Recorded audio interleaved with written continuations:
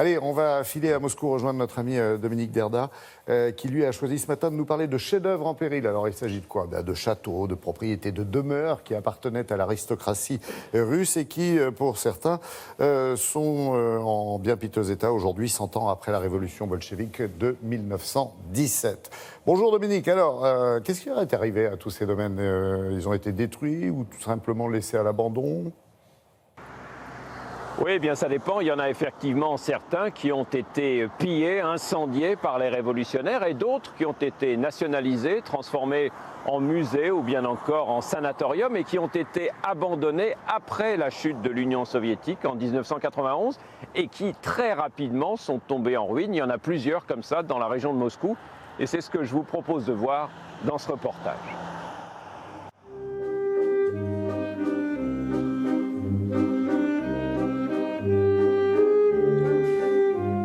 De la belle demeure et de ses dépendances ne restent que les murs, et encore, certains tiennent à peine debout.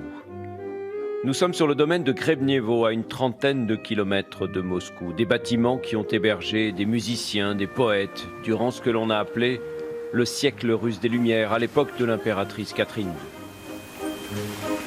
Boris Sokolov est historien d'art. Son grand-père a travaillé ici comme jardinier avant la révolution bolchevique, alors que le domaine avait été transformé en sanatorium.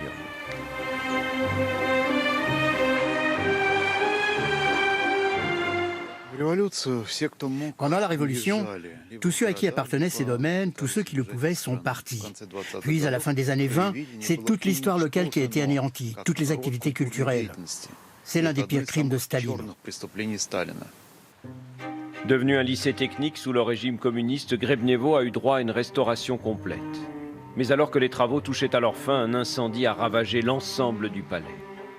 Mis aux enchères pour un peu plus d'1 million d'euros, il n'a jamais trouvé preneur. Il faudrait au moins 10 fois cette somme pour le remettre en état.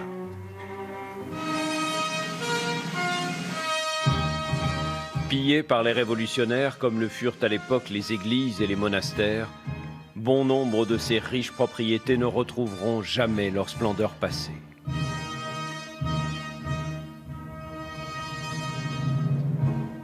À 200 km de la capitale, voici ce qu'il reste du domaine de Mouromtsevo. Son propriétaire, un colonel de l'armée du Tsar, avait des goûts très éclectiques. Il aimait le style gothique, mais aussi celui de la Renaissance et des châteaux du Moyen-Âge. Dès que l'officier et sa famille ont fui la Russie et trouvé refuge en France, Mouromtsevo est tombé dans le domaine public. Mais depuis 40 ans maintenant, il est à l'abandon. Difficile de dire que ces domaines ont devant eux un avenir radieux. C'est encore et toujours une question d'argent. Et le plus triste, c'est qu'il y a des propriétés qui n'appartiennent plus à personne.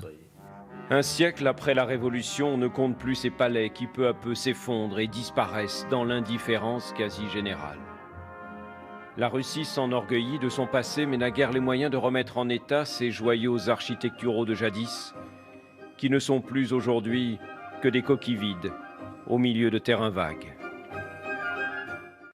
Alors Dominique, est-ce que les descendants de ces familles d'aristocrates qui ont fui la Russie, certains sont exilés d'ailleurs en France, est-ce qu'ils peuvent, les descendants, se tourner vers les autorités aujourd'hui et réclamer les biens de la famille ?